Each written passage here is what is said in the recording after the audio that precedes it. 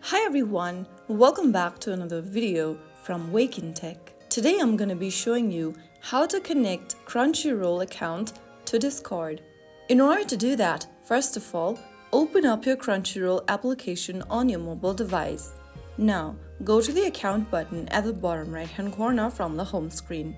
Inside account, scroll down and tap on connected apps. Click on the connect button right underneath Discord and it'll take you to discord.com website. Enter your email or phone number and the password associated with your Discord account in the respective text boxes.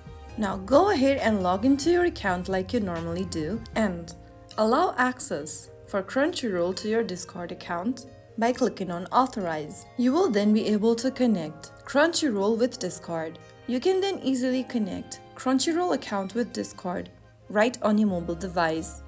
You can now enjoy sharing your anime journey with your friends quickly and easily. If you found the video helpful, don't forget to give us a thumbs up, like, share and subscribe for more Crunchyroll tutorials. I'll see you in the next video. Thank you for watching.